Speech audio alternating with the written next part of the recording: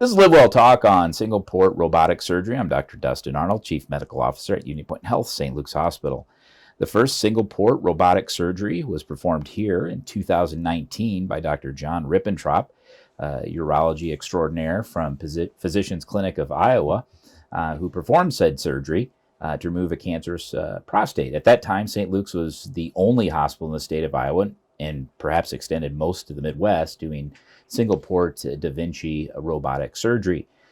It was initially released to a number of hospitals, a limited number of hospitals in the world, but we've been a leader in Eastern Iowa since its inception back in 2015. So join me today to discuss more about these advances being made in surgical procedures. Dr. John Rippentrop, welcome. Yeah, thanks very much, Dr. Arnold. Appreciate being here.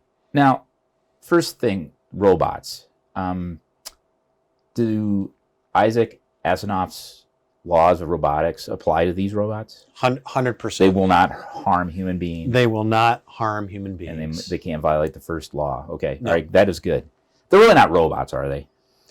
No, they're really a enhanced computer surgery that allows the surgeon's hand movements to be scaled to a much finer degree to allow better precision with smaller incisions and quicker recovery. I always tell patients that the human hand cannot rotate 360 degrees. Correct. Right. But This the robotic hand instrument can, and yeah. in fact, even more. And so it certainly allows a lot of wristed movements as well. So in other words, what your hand does, it can do that and more. You can let go of the device and turn it again so that you can rotate things more than 360 degrees if the situation calls for it. It's pretty amazing. And did these all start with urology surgeries down in the pelvis, or was it gyne that started this? Where did it start? So ultimately, if you look at where robots started in healthcare, it was originally technology that was developed by the U.S. government in an effort to try and have a robotic system to start operating on soldiers as they came back from the battlefield. So you would have a remote surgeon in a tent somewhere who was already operating before the wounded soldier came. Well, the logistics behind that are a lot, and so it never really came to that, but it was that driving force that then propelled this into the medical society as you and I know it. So similar to Tang, they invented that for astronauts. Launch. Yeah, and now okay, so without the orange flavor, I'm we have compare robotics. this to Tang. Mm-hmm, mm-hmm. Okay. I think that's great. Good. Sorry to interrupt. Go on. Yeah, no, it's perfect. Ultimately,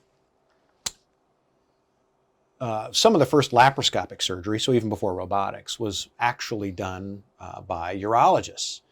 And so it made a natural transition then when a robotic system was being developed to have urologists be the ones to adopt this as an early model. And really the pelvis, the human pelvis, so specifically in this case the male, is a great place for this to be used. It's a very small space. It's very difficult to operate with your hands down there because there's not a lot of working space. And so the transition of allowing a robotic instrument, which is a very small instrument, to be used down there was a natural substrate for us to start in terms of robotics. Additionally, it's also a reconstructive surgery. So it's more than just taking a prostate out, specifically in prostate removal for cancer. It's also about reconstructing that bladder and that urethra together. So there's sewing involved, which laparoscopically, meaning with small incisions but handheld instruments, is a very difficult procedure to do from a technical perspective. But when you have wristed ability, such that robotics provides, it allowed a natural place to sort of start the robotic system. So yes, in the early 2000s, urologic surgery really was the first FDA-approved use of robotics. And similarly now with single port technology, which instead of 4 incisions is a single incision, urologic surgery is again the first FDA-approved procedure for that utilization. And we've been blessed enough to be doing it here since October of 2019. Yeah, and we should clarify that port is the entry where these instruments go into the human body. Correct. It is not a place where you park a boat. No, they're much smaller. These would be bathtub boats. That'd be good. So when you can consolidate into one entry, a single, rather than 4, how big is that compared to the little small Yeah. incisions? So the robotic system, the four-armed robotic system, which we still use for other applications, those incision sites typically are about 8 millimeters or in size, or a centimeter. You can think about it like maybe a little over a quarter of an inch. The single port is about 1 inch in size in terms of the incision, which sounds like quite a bit bigger, but the difference really is that instead of having multiple different spots that are moving around along the abdominal wall, you have one stationary incision. And the interesting part about this is then all the instruments actually go through this incision through a little, what we call a cannula, which looks like a great big straw, and then they all deploy on the inside of the human. So ultimately it looks like Doc Ock from Spider-Man, is that the instruments get inside and then they kind of deploy out so that you can use them in a wristed fashion. It's really pretty amazing. And from a prostate removal perspective, we'd have these nice small incisions, including the one where the camera was, in a four-armed system. And then we'd have to get the prostate out, which would be approximately a 1 inch incision to get the prostate removed. And so really the incision size is the same, if actually not smaller than before when you're removing a prostate, and you don't have the other 4 incisions involved. Okay, and that speeds up recovery, obviously. Yeah. What is if you had to compare, obviously open in comparison to closed, there is a significant advantage of the length of the surgery as opposed to the healing process of a larger incision. But really the take home here is that the pelvis is a small area, and you need refined instruments, not just laparoscopic chopsticks to pull it off, but you need those enhancements that we talked about. Correct? Yeah. And, along with that, the camera system is a 3-dimensional HD camera system, which with laparoscopic instrumentation, that's a 2-dimensional thing. So that's like operating with one eye shut.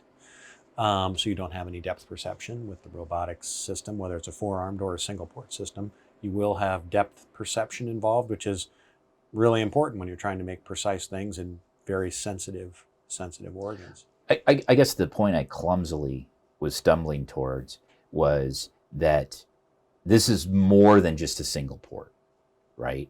I mean, it is robotic surgery, gives you an advantage for the reasons you discussed. This just isn't simply, I mean, there's an advantage here beyond the single port. The single port is just added on to the enhancements that can take place to do pelvic surgery like you're describing. Correct. So it takes all of the advances that we had from our former urologic robotic, or just robotic system, certainly used for other things beyond urology, and it enhances it to the next level. And if you inherently, as I think about robotics, and I think about it probably a little bit more than most people, because I kind of geek out in that way, I think the concept of having one incision and having all of the instruments you need deploy through that one incision is the thing that sort of makes sense if you were to describe how you would want something to work. Right. If I said I was going to have a robot and it made 4 holes in you to make that robot work, you'd say, well, that's silly. Why wouldn't we do it through 1 hole? Right? But it's the technology advancement. And the next will be potentially that we find that incision gets even smaller. The instrumentation gets smaller. It allows us to be less invasive, and that makes a big difference in terms of recovery, both from pain and just even outcomes. You are talking to patients a lot more than I do, of course, with about informed consent, recovery process, et cetera. Mm-hmm. But that is always the first question out of people's mouth is, hey, you have this diagnosis, how long is the recovery? They don't really ask what I'm going to do to them. They just ask me when will they get better and be able to get back to work, right. Which is, on some level a compliment to the patient that's what they have a goal, and we want to fulfill that goal. What's the recovery time? Yeah, so that's almost one of the struggles I think with the single port system, and I would answer that by saying you actually feel pretty good pretty early on, but you still have an incision that needs to heal. And I talk to a lot of these folks, whether I'm doing kidney surgery and it's on a gal or on a guy, or whether you're doing prostate surgery, you really need to consciously limit yourself. So you're looking at 4 to 6 weeks before I want you doing any heavy lifting, because you don't want to get a hernia. It's not that you feel necessarily limited by, gosh, I can't do that. it's, a week of discomfort. We're increasingly doing those as outpatient surgeries, which of course was pushed ahead by the current medical climate in terms of bed shortages, but it's really advanced how we think about sending people home. And so it's almost coaching them not to get too excited about the fact that they feel pretty good pretty early on. Whereas pain would be a limiting factor. That hurts, I'm not going to do it. Now you've got their spouse saying, Harold, you're not supposed to be doing that. Oh, I feel fine, mother. And so. Harold is always messing. I know, that guy. I don't know what you can do about Harold, but no. Just keep talking at him. So about how long does this, obviously each person's different, but across the board, how long does this surgery take?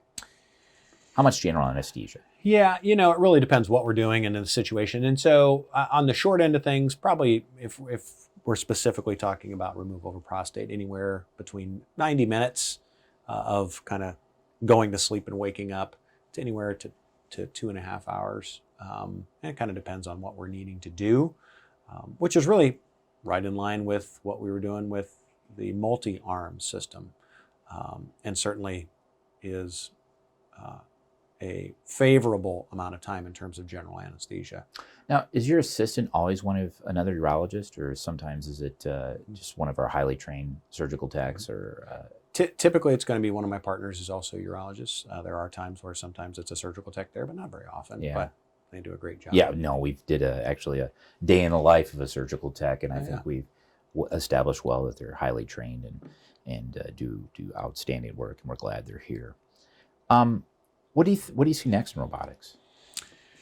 I think just that, we're talking about a 2-centimeter cannula now, and I think that already the instrumentation through that is developing better in terms of grip strength, being able to hold on to things.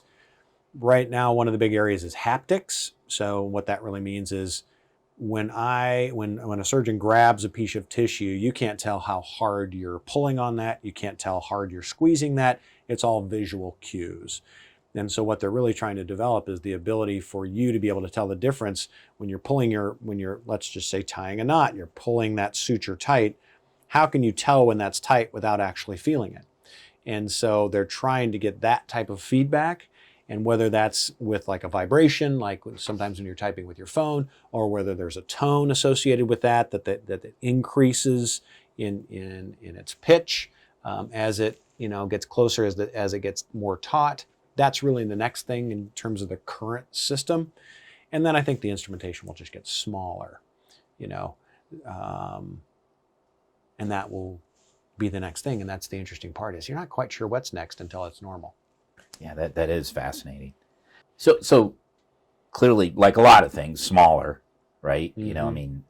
The saying that you have more computer power in your cell phone than they had we talked about space missions earlier, right, and Tang, than they had for that. So that's interesting. Well, do you see any other, as far as like maybe speed of the surgery or along those lines? Or do you think at some point you're going to be able to do more type of surgeries this way?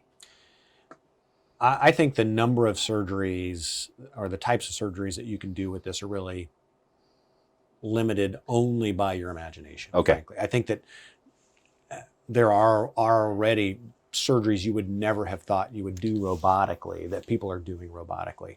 Their argument can be, should you, and based on the incision that you need when you're done to get things out, doesn't make sense, but that's perhaps an argument for another day. But when it comes to speed associated with surgery, one thing that I often tell folks who come along and are learning robotics is, never confuse speed with quality. But certainly repetition offers efficiency, and efficiency then usually equates to decreased operative times.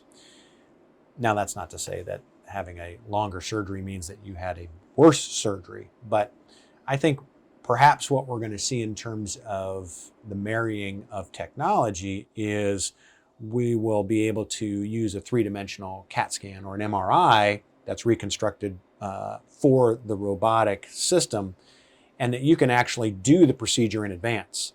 You can actually practice the procedure in advance and say, oh, I'm taking out part of a kidney. Here's where the blood supply is. I'm going to generate this model in advance and go through and think about how specifically for that patient. Specifically for that patient. So not some sort of now, if you wanted to take that way down the road, you could say, well, we're going to hook you up to the robot and like a 3D printer, have, you know, the computer model do it for you, sort of like an autopilot. I mean, that's nowhere in the immediate offering, but, you know, you could potentially see that someday. And so it's all these little steps that sort of happen with each new iteration of the robotic system, or really any medical technology, that often you don't pay much attention to those little steps, and then there's a big leap forward. Right. And that's really this single port system is sort of the next big leap forward. Where it goes next, I don't know. I'm excited to be here to find out. I've said in other podcasts that, you know, I think urology was one of them. Gastroenterology had a lot of toys come on the market maybe 10 years ago of new ways to do things. Mm-hmm. In ultrasound, endoscopy, et cetera, your robotic advancements. Then here recently it's been cardiology. They have one small advancement in some sort of non-invasive valvular repair, and it blossoms into all these other things. And right. I think urology's due for that, or at least the robotic realm of medicine is probably due for a little expansion or explosion of innovation. Last question. Why urology? I mean, you weren't smart enough to be internal medicine. That's given, you know, and I know, I know you freely admit that. And 100%. You know, I actually lost a bet. Nope, that's actually not true. I was actually going to do pediatrics, and I had urology scheduled last in my rotation. And I was doing my family practice rotation at an outlying hospital, and they had a hometown urologist there, and my family practitioner was gone. And so he set me up with that urologist to spend the day, never having done any urology before. And we took care of a couple of kidney stones, and we took a kidney out for kidney cancer. And the guy really enjoyed what he did, and he was fixing people. And we did some clinic, and his patients just all, I mean, it really got along really well. And it just made sense to me that I could go into something where you could have a good standing relationship with patients over time and develop a relationship with them, because we see our patients for a long period of time, depending on what we're doing, which is great because I love that relationship. But you could also fix things. So it wasn't like you were just slapping another medication on their blood pressure, which probably would never get better, but at least you're making their blood pressure better while they're on the medication. You can actually fix a kidney stone. I think urology is one of those specialties where you have a problem and you can fix it. Mm-hmm. And you're not just modifying the course of that problem, you're actually resolving it. Yeah. You know. And that was appealing to me. Yeah, I can see that. That does make sense. That, and you're not smart enough to be an internal medicine doctor like I am. And I lost a bet. Yes, of course. Mm-hmm. You know. I just want to give a shout out to UnityPoint St. Luke's about their approach to robotics since the beginning of 2005, because they have always tried to maintain a safe but cutting edge approach to embracing this technology. And that's always meant capital investment. That's meant spending money, because you don't get paid more to do it robotically. So this is really something that St. Luke's, UnityPoint, has provided and wanted to give really to the people of Cedar Rapids and now the surrounding area, because we're seeing this as a tertiary referral area. And that now is even present with this single port system. We're still the only place in the state that has this. It's not at the University of Iowa. You know, it's not anywhere else in the state of Iowa. And that's because of an investment that was done in 2019. And there's a lot of reasons why that hasn't happened since. You know, there was 2020, there's COVID, and everybody kind of lost their budget. But St. Luke's has stuck with that and wants to keep sticking with that. And what that results in is people who want to come here to have their health care done from all over the state and beyond. And that really says a lot about the vision of UnityPoint St. Luke's and what they think about in terms of technology. And I think that's really laudable, commendable, and, you know, needs to be recognized. I've yet in my leadership position to be in a meeting where we did not prioritize patient care. Yeah. And then we figured out the finances afterwards. Yeah. You know, that's why I continue to do my job, and I love it, because we really are making a difference in people's lives, and that's important. It's fun to be affiliated with that too. Yeah, it's exciting for me, you know, to want to push that stuff ahead, and to have the backing of a place like this is great. Well, thank you to you guys. You've been a leader and an easy partner to work with, to collaborate with. Well, hey, thanks for joining me. This is Yeah, Dr. happy to be here. John Rippentrop from Physicians Clinic of Iowa to discuss robotic surgery. He really has led the program for since I've been the chief medical officer, which goes back to 2011. Hard to believe. And if you have more questions to learn about, please visit our website at unitypoint.org and click on the surgery section, where you'll see all the information about robotic surgery and even some videos of robotic surgery. Thank you for listening to LiveWell Talk On. If you enjoyed this episode, don't forget to subscribe, and if you want to spread the word, please give us a 5-star review and tell your family, friends, neighbors, strangers about our podcast. We're available on Apple Podcasts, Spotify, Pandora, or wherever you get your podcast. Until next time, be well.